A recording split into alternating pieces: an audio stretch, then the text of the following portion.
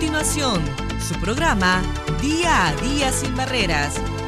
Un programa realizado por el Centro de Investigación sobre Inversión y Comercio, CEICOM, y TVIS Canal.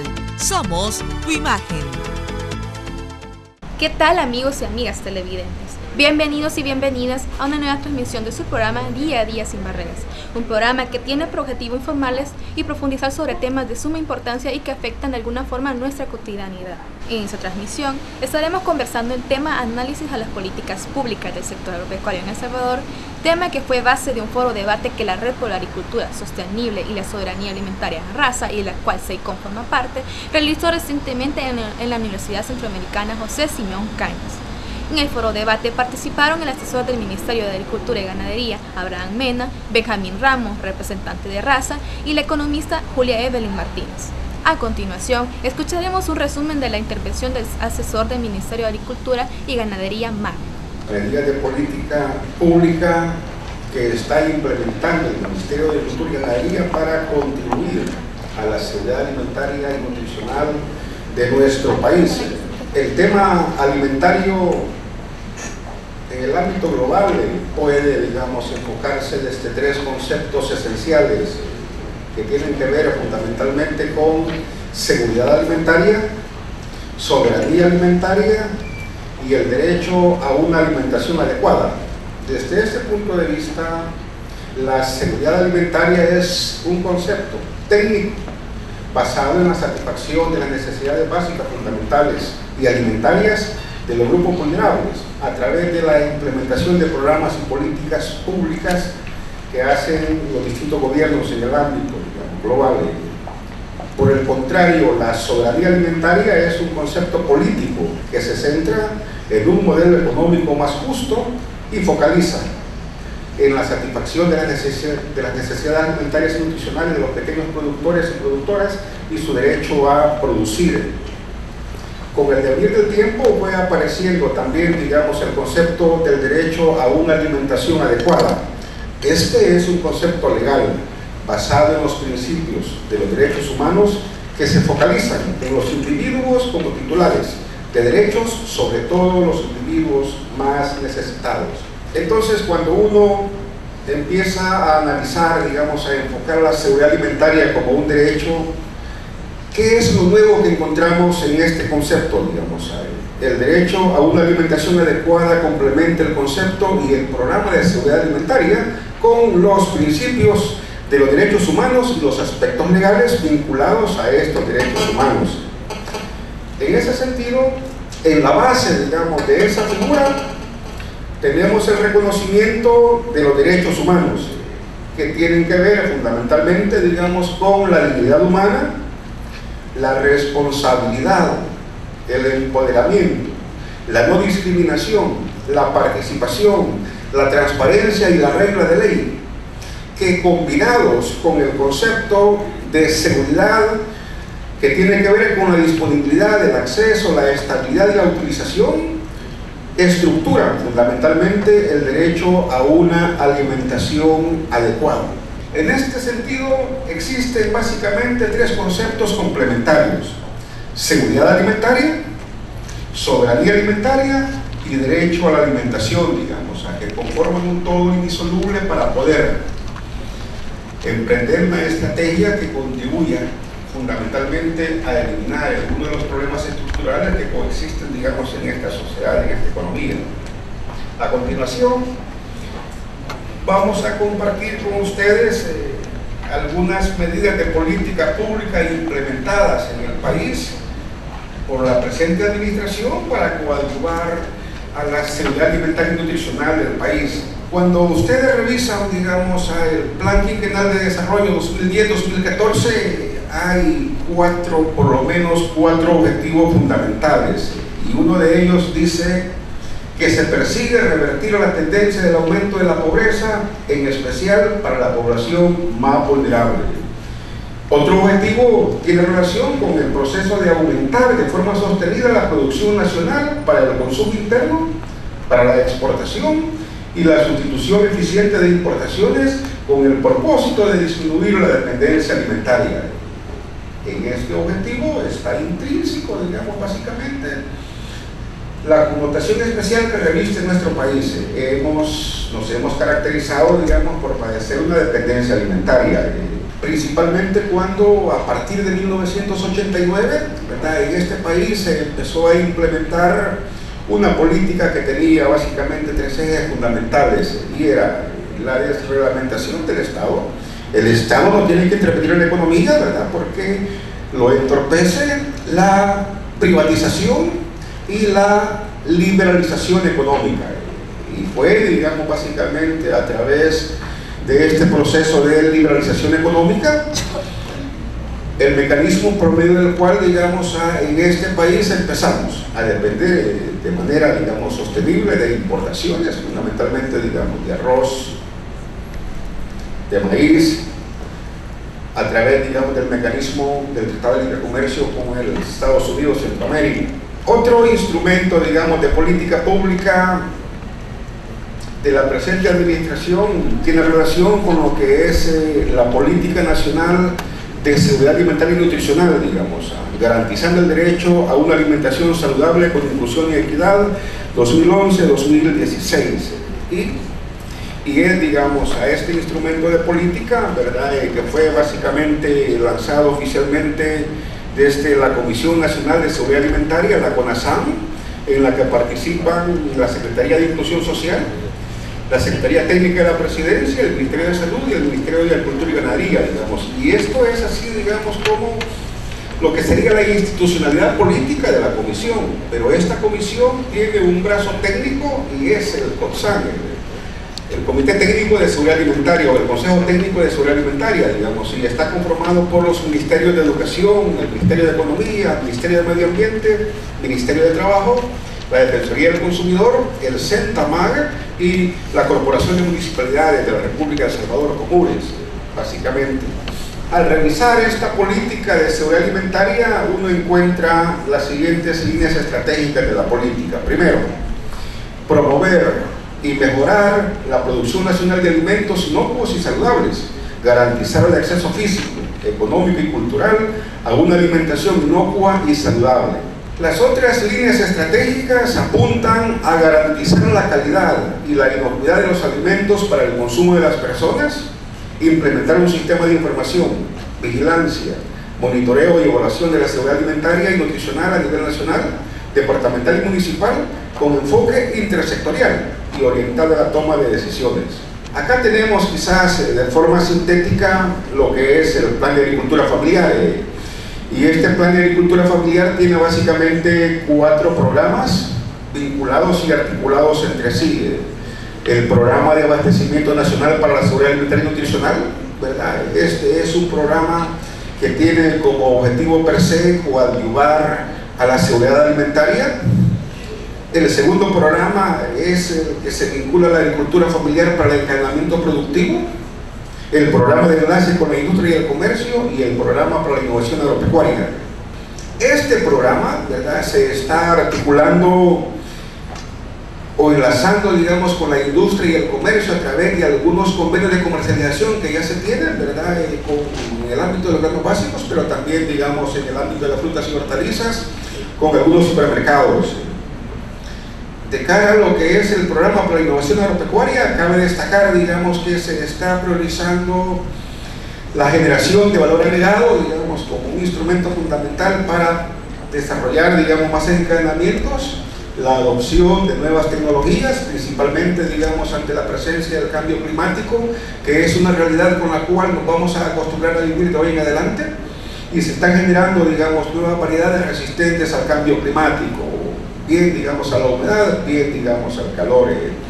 El desarrollo de la diplomática agropecuaria, el enfoque, digamos, a las bioenergías, el desarrollo de alianzas estratégicas y el apoyo financiero como elementos necesarios para lo que es el proceso de innovación tecnológica. Antes del Plan de Agricultura Familiar, ¿cómo eran los programas o las políticas sectoriales? Bueno, había, obviamente, ¿verdad?, en la columna derecha, familias productoras de autoconsumo, ¿verdad? Estas familias productoras de autoconsumo no tenían asistencia técnica, principalmente, digamos, porque el CENTA se dedicaba a las acciones de logística para la entrega de los paquetes de semilla. Tampoco había, digamos, un programa que permitiera transitar, digamos, de la agricultura de subsistencia a la agricultura comercial.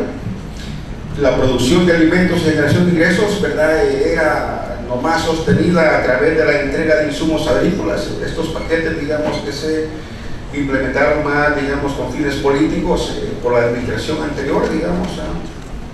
En la columna del medio, sí, habían, ¿verdad?, familias productoras para el comercio, fundamentalmente porque ustedes saben, digamos, que en este país coexisten básicamente, ¿verdad?, lo que se denomina la heterogeneidad productiva, lo que es, digamos, la economía de subsistencia y la economía agropecuaria comercial. Estos estratos de la población de la oligarquía, digamos, que se dedican a la venta, de exportación del café, digamos, azúcar, etcétera, digamos. Pero estas familias que producían para el comercio estaban básicamente, digamos, vinculadas a acciones agrícolas aisladas de tipo productivo. No había una estrategia de desarrollo integral y tampoco, digamos, se contaba con una estrategia para vincular a estas familias productoras con la industria y el comercio. En la última columna tenemos lo que sería, digamos, un instrumento esencial, digamos, un proceso esencial que es la innovación agropecuaria, la innovación tecnológica, y tampoco se contaba, digamos, con un programa o una plataforma enfocada al desarrollo de esta innovación. Quizás de cara, digamos, a lo que serían las medidas de política en seguridad alimentaria, conviene destacar que se entregaron, digamos, en el año 2011 para la cosecha agrícola 325.000 paquetes tecnológicos, semilla mejorada de maíz y fertilizante para la cosecha 2011-2012, con el propósito de potenciar la producción y contribuir a la seguridad alimentaria. En el 2012 esperamos ser autosuficientes en semilla de maíz para la siembra, ¿verdad?, para poder, digamos, continuar con la entrega de los programas de paquetes. Se tiene, digamos, proyectado sembrar 1.600 manzanas, 1.600 manzanas, ¿verdad?, que van a ser producidas por productores domésticos, con la asistencia del CENTA, con la asistencia, digamos, de la Dirección General de Sanidad Vegetal, para poder tener semillas certificadas. De esta manera, digamos, estaríamos básicamente, ¿verdad?, trasladando el negocio desde las empresas transnacionales como Pioneer, Monsanto, digamos, Fertica, ¿verdad?, digamos, a los productores en cuanto a la compra de esta semilla. Estaríamos generando ingresos en los territorios. También se brindó asistencia técnica para la producción sostenible de granos básicos y se capacitó a 939 familias dedicadas a la producción artesanal de semilla de maíz y frijol. Se han generado 4 tecnologías por medio del CENTA: el frijol CENTA Chaparrastique, el maíz CENTA Santa Rosa, el sorgo CENTA Dorado y la de frijol rojo biofortificado del CENTA, con hierro y zinc, y también, digamos, variedades provisorias de arroz, que es uno de los productos de los cuales, digamos, este país importa, ¿verdad?, un volumen significativo. Pero también, digamos, se han implementado la siguiente: se han implementado 470 huertos caseros de hortalizas de ciclo corto, con la participación de 194 familias de limitados recursos que fueron capacitados en su establecimiento y manejo. Conviene destacar, digamos, que de cara a lo que son, ¿verdad?, las hortalizas, esas tienen, digamos, una rotación de capital de 4 veces al año. Es decir, tú puedes tener, ¿verdad?, básicamente 4 cosechas al año, y eso tiene, digamos, repercute en los niveles de ingreso de las familias. Escuchamos la intervención que el asesor del Ministerio de Agricultura y Ganadería realizó en el foro debate. El doctor Mena mencionó en su intervención la puesta en marcha del Plan de Agricultura Familiar, la entrega de paquetes agrícolas, así como el lanzamiento de la política pública de seguridad alimentaria que recientemente realizó el Ejecutivo. Hacemos a esta hora una pausa en su programa Día a Día Sin Barreras. No nos cambie porque aún hay información de interés para usted. Día a Día Sin Barreras. Un programa realizado por el Centro de Investigación sobre Inversión y Comercio, CEICOM, y TVIS Canal. Somos tu imagen. Día a Día Sin Barreras. Un programa realizado por el Centro de Investigación sobre Inversión y Comercio, CEICOM, y TVIS Canal. Somos tu imagen. La gestión anterior presidencial de Antonio Saca tenía como objetivo orientar la política agropecuaria en la que el trabajador agrícola mejorara sus ingresos a través de acciones como la creación del programa presidencial y reconversión productiva del sector agropecuario, el fomento de asociatividad, un programa de inversión pública rural, creación del programa de empleos estacionales, la modernización de instituciones como la ENA, el CENTA, el CENDEPECA, etc. Además, que hay estudios de organismos internacionales que consideran que el programa, por ejemplo, de Red Solidaria, era un programa que, si bien no estaba destinado al sector agrícola, pero sí tenía un fin de mejorar los ingresos y de esa forma garantizar que la población tuviera un menor nivel de inseguridad alimentaria, y así combatir obviamente la seguridad alimentaria.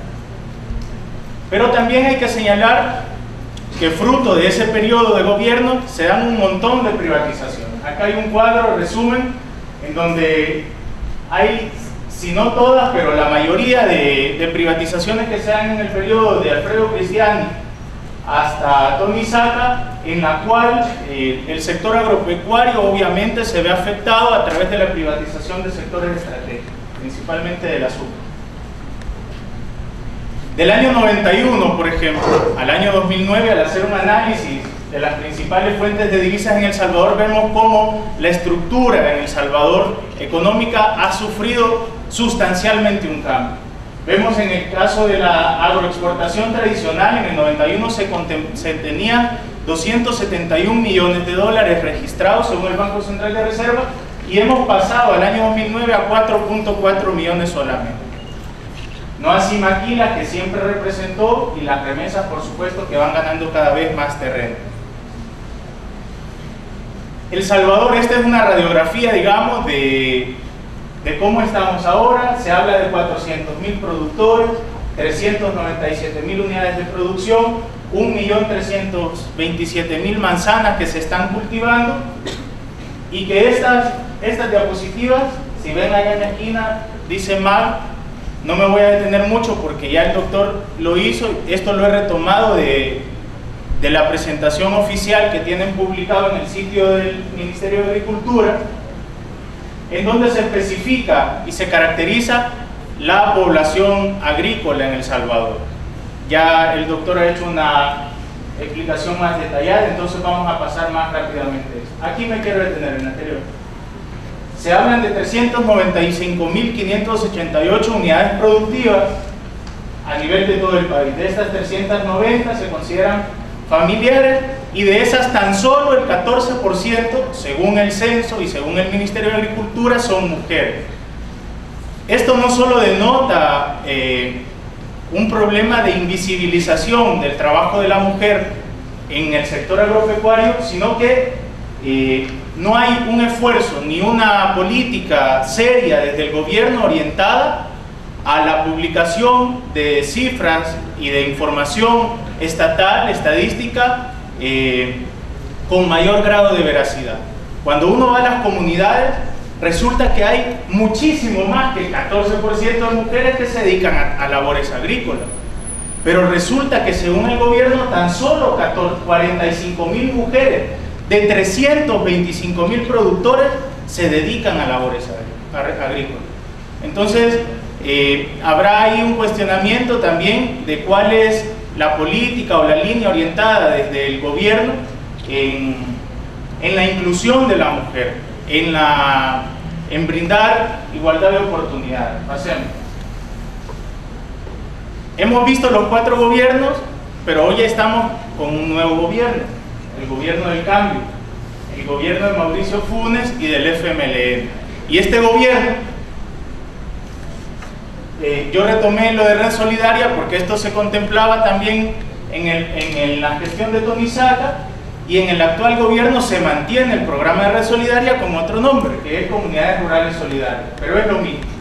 Creación del CONASAN, que ya hizo referencia el doctor el doctor Mena, y que, dicho sea de paso, esta ya no tiene autonomía, sino que ahora ha pasado a ser una dependencia del Ministerio de Salud.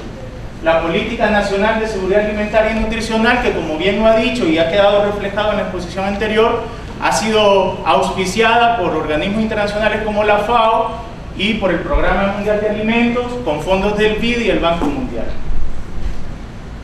El programa de agricultura familiar, un programa que desde sus inicios ha sido fuertemente criticado porque es un programa desfinanciado y que lo que está financiado ha sido a través de préstamos internacionales. Y finalmente una orientación del SENTA a la producción de agrocombustible. Esto último quiero detenerme. En el día jueves 8 de septiembre se publica una nota y cito textualmente: facilitar, la nota creo que tenía como título SENTA mejora o innova en producción de biocombustible. Facilitar estudios sobre la calidad de los biocombustibles, aceites elaborados a base de plantas, etc. Se pretende que los métodos y técnicas aplicadas apoyen el desarrollo de cultivos bioenergéticos, fortaleciendo la capacidad de respuesta para una futura demanda de análisis químicos en la producción de biocombustible. El presidente del SENTA, lo citan textualmente, expresó que la institución cuenta con un proyecto de extracción de aceite y una planta piloto de biodiesel que tiene la capacidad de producir hasta 25.000 galones por día, con las pruebas de procesamiento, etcétera, etcétera, etcétera. Entonces, está claro también cuál es el rumbo que están teniendo las instituciones públicas en materia agropecuaria. El MAG y su apuesta estratégica, esto está tomado también literalmente del sitio oficial del Ministerio de Agricultura. Su programa estrella o su programa principal, el Plan de Agricultura Familiar, que ya lo detalló el doctor también, pero me quiero detener en esto que yo lo he puesto en rojo. El PAF está concebido, esto es literalmente del Ministerio, sobre la base que el sector agropecuario es la principal fuente generadora de crecimiento económico, acumulación de riqueza y reducción de la pobreza, especialmente en los territorios rurales en donde se concentra la mayor parte de la población pobre del país. Y esta lámina sí, también del sitio del Ministerio de Agricultura, y dice: finalidad del plan, agricultura familiar de subsistencia, y ponen 2, agricultura familiar comercial. Si nos fijamos en las diapositivas y en las fotos que ahí aparecen, el sitio del MAG no dice nada más que esto. No hay información, no hay documento alguno donde se desarrolle en qué consiste el plan de agricultura familiar. Solo hay documentos que contienen exposiciones, pero no hay un documento formal donde se contenga toda la estrategia del PAF. Y dicen finalidad del PAF. ¿Qué es lo que se entiende acá? Que la señora que está sembrando allá tiene que aspirar desde las políticas del gobierno ya no a sembrar para consumir y para alimentar a su familia, sino para ir a vender a los supermercados. Eso es lo que yo entiendo, no sé si se entiende otra cosa. Y pasa a ser agricultura familiar comercial, que además a mí me generan dudas personalmente. ¿Qué se entiende por agricultura familiar comercial? Que el que siembra vende directamente a la gente para que la gente compre alimentos y coma, como la mayoría de nosotros que no sembramos y nosotras, o se convierte en un intermediario directamente con grandes cadenas transnacionales como Walmart, Nestlé y un montón de empresas transnacionales que se dedican a la comercialización de alimentos. ¿O qué se especifica con comercial? Agricultura familiar comercial. Entonces, estamos ante un escenario a priori en donde ciertamente vale la pena cuestionar los enfoques que puedan existir. Hay un enfoque de seguridad alimentaria impulsado desde la FAO, la cual se limita única y exclusivamente a garantizar física y económicamente alimentos a la población. Esto significa que a la FAO no le importa quién produce los alimentos, no importa qué tipo de alimentos es. Si nosotros tenemos dinero y podemos comprar comida, eso es suficiente para garantizar la alimentación desde un enfoque de seguridad alimentaria desde la FAO. Hay un enfoque de soberanía alimentaria que ciertamente es esencialmente político, pero que no contradice tampoco los principios de seguridad alimentaria, sino más bien considera como un pilar fundamental dentro de su enfoque la seguridad alimentaria. Y por supuesto que la soberanía contempla que la seguridad esté garantizada, pero además hay que ver qué tipo de seguridad es la que debe estar garantizada, qué tipo de alimento, qué tipo de producción es la que se va a desarrollar en nuestro país. Sin duda nos encontramos en este escenario en donde la agricultura campesina está enfrentada contra la agricultura comercial o corporativa, en donde los programas y acciones del gobierno están orientados hacia el consumo cada vez mayor a fertilizantes, a semillas producidas por grandes cadenas transnacionales. Este gran pastel que aparece acá nos pone en una gran controversia, porque según los datos oficiales, la parte azul, que casi son 3/4, 74%, dice que la tierra en la que producen los trabajadores es propia. Solo el 21% es alquilada y el 5% es de otra forma. Quiere decir que aquí, de cada 10, 7 agricultores tienen su propia tierra. O sea que aquí no hay problema de la tenencia de la tierra. Pasemos.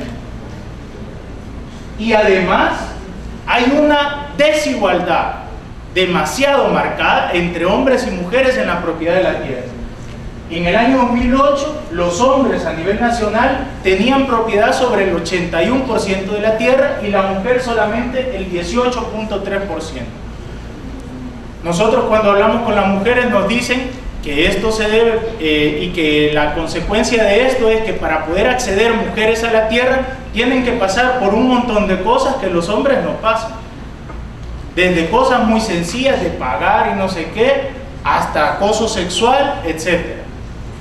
Entonces, no hay una política pública destinada o orientada a resolver esta problemática en el sector agropecuario. Pasemos todo eso. Habla de la desnutrición, el PAF, que se debe resolver la desnutrición. Conclusión. Más que concluir, surgen más interrogantes que conclusiones. Primero, ¿realmente hay una política de incentivo a la reactivación del agro salvadoreño? El PAF es un programa que combate a la crisis alimentaria. Las políticas públicas orientadas al agro salvadoreño han tenido un giro en cuanto a los beneficiarios, o son los mismos en El Salvador los que se están beneficiando. ¿Quién produce la semilla en El Salvador? Cristiani Burkhardt. Cristiani Burkhardt ya no existe, ahora es Monsanto. Monsanto compró a Cristiani Burkhardt. Y entonces, ¿quién se beneficia? De toda la lógica del programa de agricultura familiar. Entonces, valdrá la pena hacer esta reflexión de un modelo dominante implementado en El Salvador que sigue teniendo vigencia versus un modelo alternativo de soberanía alimentaria. Hay que construir un Estado con soberanía alimentaria, sin duda. Hay que volver al campo y, como dicen muchos, sin maíz no hay país.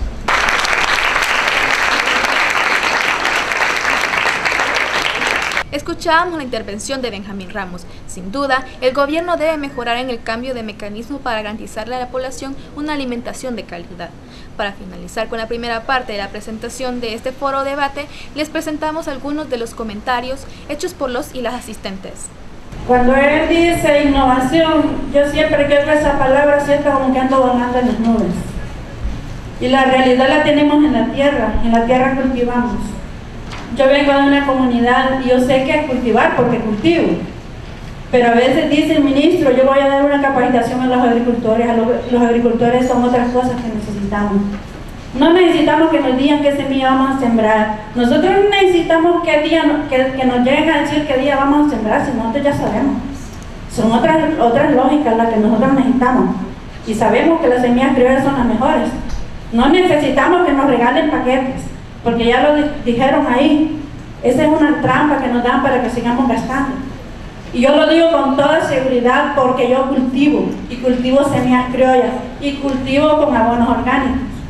Entonces, yo digo una política realista, que no nos sigan mintiendo, que no sigan dando paja, así como decimos los salvadoreños. Entonces, ¿verdad? Eso es lo que yo digo. Entonces tenemos muchas cosas también que ahí dicen de la soberanía alimentaria y la seguridad alimentaria. Eso es una cosa que están enredando. Los campesinos, yo creo que todos ustedes necesitamos soberanía, no necesitamos seguridad. Porque aquí, a mí de qué me sirve que el Super Selecta esté lleno de productos y no tengo el dinero para comprarlo. La seguridad está en lo que estoy cultivando en mi parcela. Entonces, cuando hablamos de la seguridad alimentaria, debemos de hablar a corto plazo y no a largo plazo, porque yo creo que toda la gente, todos nosotros nos da hambre todos los días. Esos plancitos que hacen los ministerios solo son para estar engañando a la gente.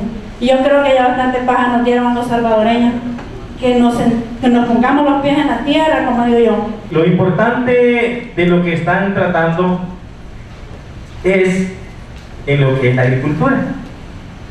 ¿Y por qué no hay un plan para el agricultor? No, que solo nos engañan. Me refiero a lo que es el Ministerio de Agricultura y Ganadería, el CETA, están todos allí, ¿verdad? ¿Por qué nos dan un poquito de maíz y nos dan un poquito de abono? Sacando conclusión de todo eso, lo que nos hacen es dañar nuestra tierra. Los que tenemos tierra donde sembrar y los que no tenemos, ¿por qué no preocuparnos por aquel que no tiene tierra para que cultive? Siempre anda arrendando para poder trabajar y al poco tiempo se la vuelven a quitar. Nosotros, si queremos conservar nuestra tierra para que no se lave y para mantener el abono orgánico para que el cultivo nativo permanezca, no lo podemos hacer porque no tenemos una tierra digna donde trabajar.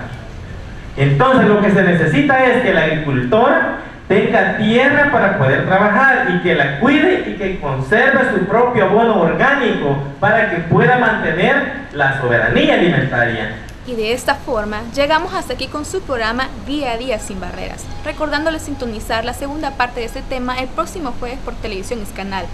Asimismo, le invitamos a que visite nuestra página web www.ceicom.org.sb, donde podrá observar el video de este programa. Buenas tardes.